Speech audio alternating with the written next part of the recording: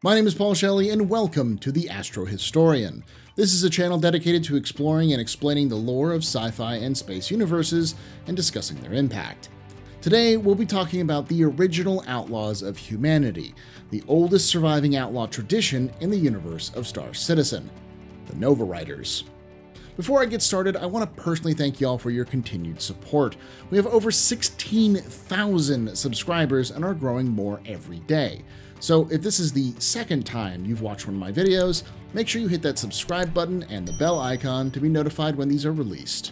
Now let's find out about the prime pirates of the verse. The history of the Nova Riders is more of a legend. It starts in the very early days of human exploration of the Sol system, before the creation of Project Zeus, sometime before the early 22nd century. Ships at that time were the domain of wealthy corporations and governments. Very few people could afford their own ships. As a result, the main form of piracy was for gangs to gear up and swarm the landing zones where a new ship arrived, to force them to hand over money or supplies. That all changed when one group managed to get themselves a ship, by some means. This group ambushed transports out of Quantum and forced them to hand over their goods and money at gunpoint. These were the first iteration of the Nova Riders.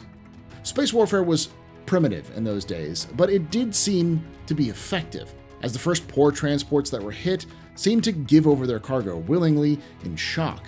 This worked for a while until the militaries of Earth banded together and crushed these first space pirates. But only for a few years. Soon after, another group took the name and began new operations, changing up how they struck their targets. Thus, the Nova Riders name was adopted by a new gang every few years, and became synonymous with the cutting edge of piratical tactics. With the expansion of humanity into several star systems, the cost of ships dropping, and more people armed to protect their interests in these fringe star systems, piracy began to boom. Null became the hotspot for pirate activity, as it was massive, several times the size of Sol, hard to reach, and very little value to any nation of Earth. So it was rare to find a military patrol through the system, and easy to find young, ambitious haulers and explorers trying to make their name.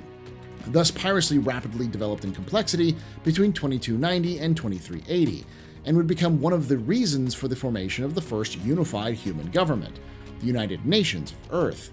While it's not known for sure, it's not out of the realm of possibility that one of the iterations of the Nova Riders would also help fight a rebellion against that same unified government. When the UNE was only a few months old, it experienced its first major crisis.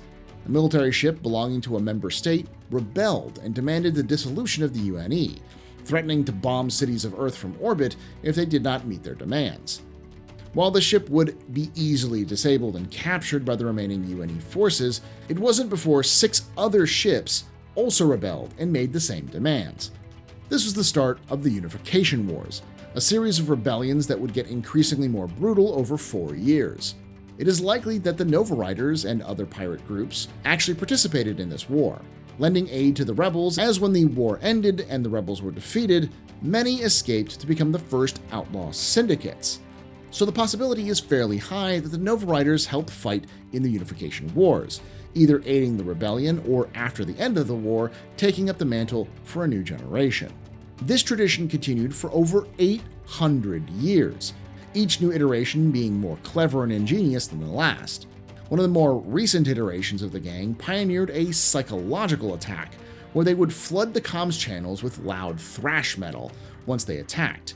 This would prevent any distress signal from being sent out and prove a psychological weapon to demoralize their targets. Their favorite singer to use in these attacks was named Destruct, and the influence of these attacks was so great that a UEE senator actually attempted to get the singer banned from music. While this never succeeded, it did cause her to explode in popularity, becoming a counterculture icon. The group of Nova Riders before them became famous for only ever hitting civilian transport cruisers. They would secretly place members of their gang on the transport disguised as passengers. Then, when the transport reached a predetermined area, they would leap out of their seats and take the ship, making it incredibly easy to empty the holds and wallets of the passengers. To slow down any response, they forced the passengers and crew to strip entirely naked. As they noted, the advocacy agents would often loiter at the sight of a ship of entirely nude people for a few moments before chasing the Nova Riders. That few moments was often all they needed to escape cleanly. Because of the reputation of the Nova Riders amongst outlaw circles, when Arena Commander was being made by Original Systems, they chose to base their pirate faction in-game off the Nova Riders, using the name to represent the hostile forces players would have to fight.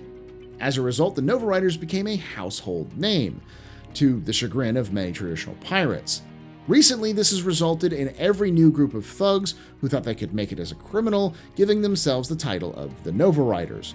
This has caused many new branches of the iconic pirate group and has diluted the reputation and fear the name carried with it.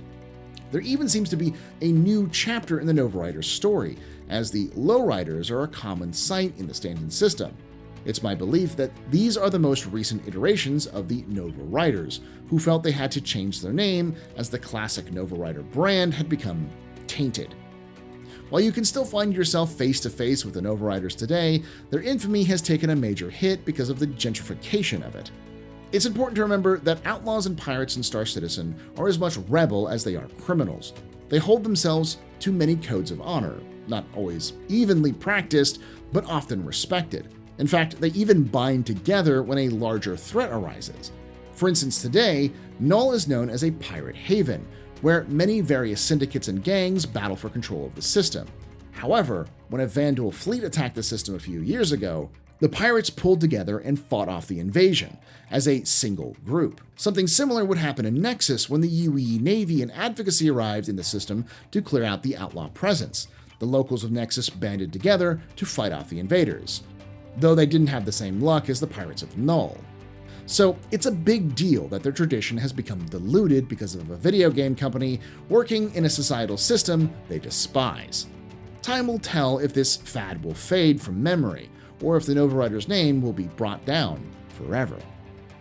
I'd like to thank you for watching, and I'd like to thank those Patreons on screen now for helping me make this all possible. If you want to join them, the link is in the description.